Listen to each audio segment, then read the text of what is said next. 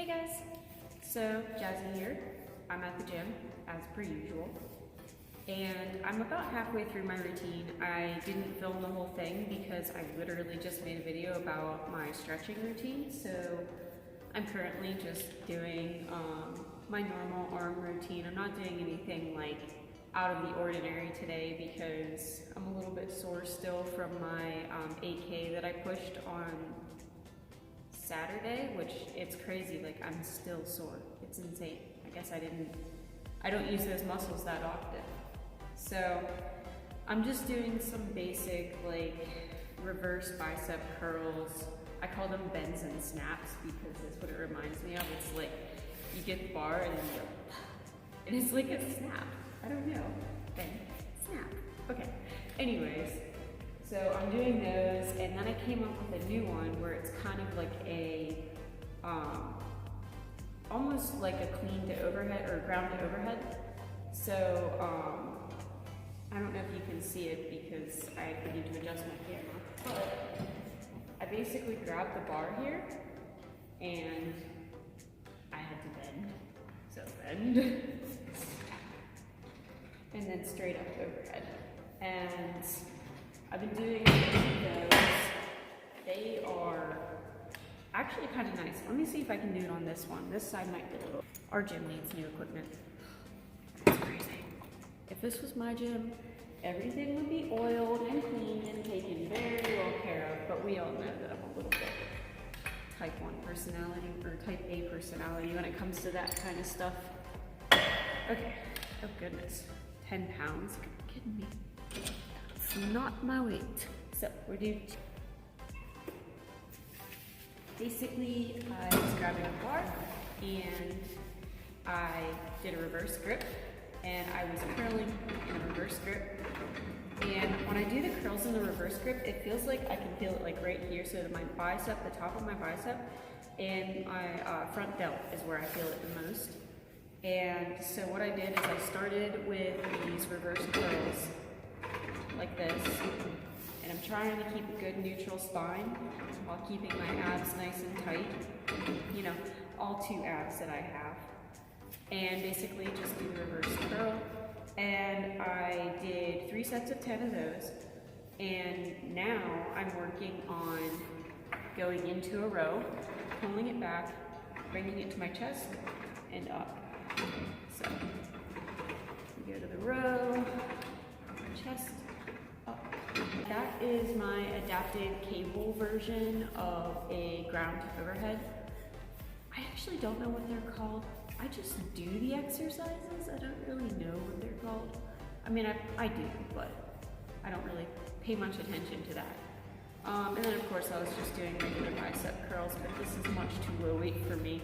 This is only 20 pounds. I'm used to doing 40 and 50 pounds. And I like to get pretty far back, not too far back because I have to be able to reach it. Hold it, bring it down, and then get myself a nice deep hollow here, and then just like I am driving behind somebody and just pulling back down towards my shins. And it's a nice rounded feeling, and it is like, I don't even know how to explain it. It just feels so good. It's a good stretch and it's a good exercise. I don't do heavy weight on this one because it hurts my shoulders, so I do a nice low weight and then I just do a bunch of them. So another one that I really like to do, and that forms your triceps back here, and it really works the triceps muscle right here, and also this one back here. So, hey, I'm gonna learn all this stuff, I promise. I'm working on it. I like to grab a hold of the bar and get a reverse grip on it. Not the traditional triceps push down that you're used to seeing. My knees are in the way. Wheelchair life. Okay, so I like to get a good reverse grip on it, get deep in my seat, bring it down, and do the reverse grip on the triceps. And I really like this one because I feel like I get more of a burn. When you're doing any exercise that you pull behind you, you want to put some weight on your legs. Otherwise you risk tipping backwards. So what I like to do is, let me see if I can do it right here. so you guys can kind of see it.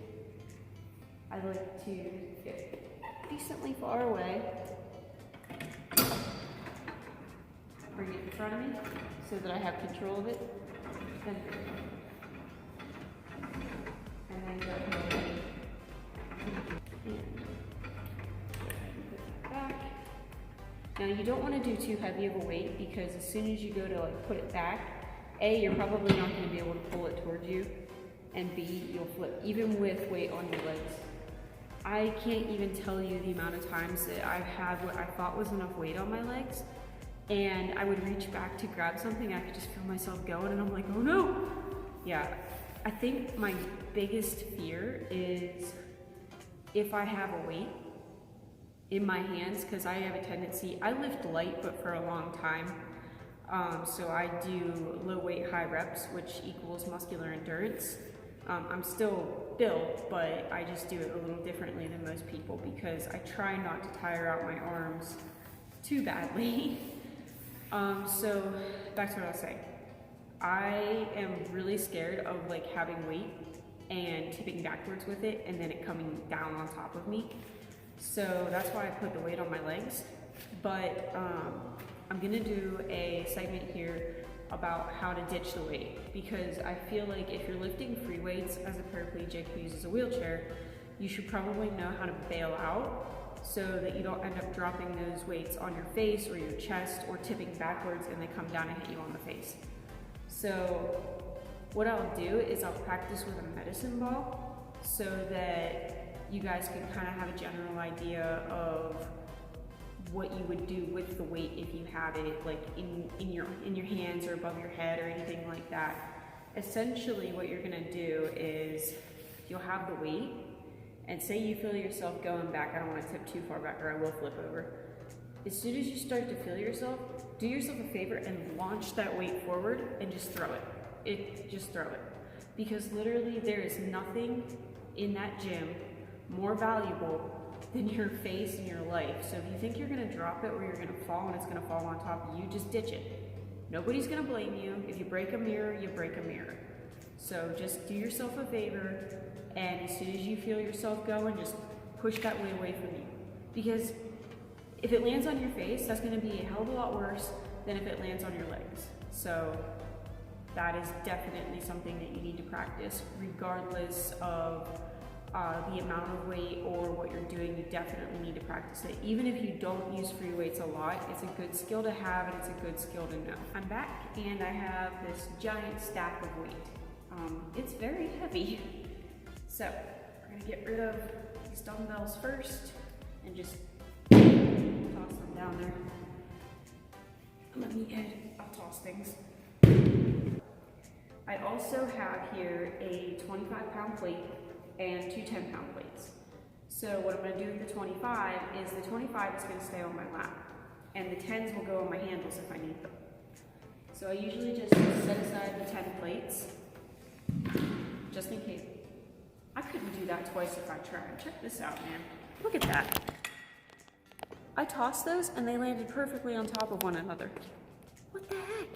You don't want your weights like this. So if you're gonna pull up into it, you don't want it like that because of that. They roll.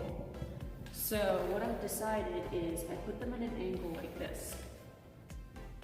And I roll up into them. So essentially, they are at an angle with me and they don't go anywhere when I push. Then I lock in, and I don't need this 25-pound on my legs right now, but then I lock in and I grab it and I pull. And as you can see, these are not rolling because they can't. Set up, and I'm going to go ahead and raise the weight so that it will be necessary for me to add the 10-pounders. So now we're at 50 pounds. Pull it. And there you go. Don't even need to worry about me like sliding forward or anything like that. And then you just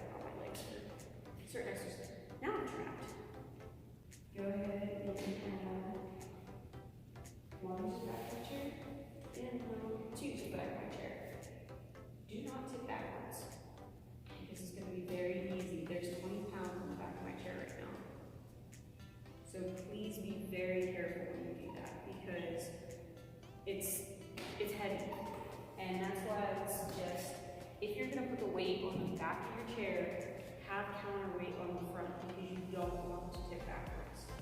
That sucks.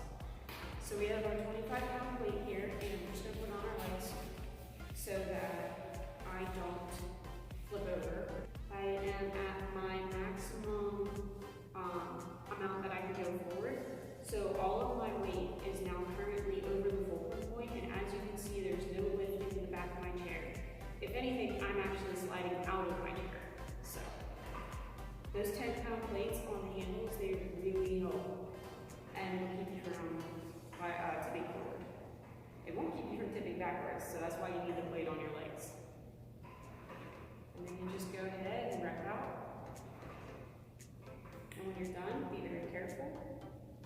And put the weight back down. And there you go. That is how you can use a cable machine to do different types of rows. So this was a low row. I also do mid row, which is at chest height. And I like to do high row too, which I do just above eye level. And that one's more pulling this way. If I do chest height, that's more pulling here. And it's just a low row is your traditional row, which you bring down to up. And you've got horizontal, and you've got high to low. And when you're done, always put your weight away, please. There's nothing worse than somebody who goes to the gym and doesn't clean up after themselves. Because then you go over to the Smith machine and you're like, what the heck, guys? Where are all the plates? And you look back and they're piled up on the bike or something. I don't know what anybody's doing with plates on the bike. I guess you can do like presses while you pedal. Wouldn't that be a heck of a thing? So that is basically my road routine. Subscribe if you like what you've been watching. Please like the video and hit that notification bell. And remember, stay strong.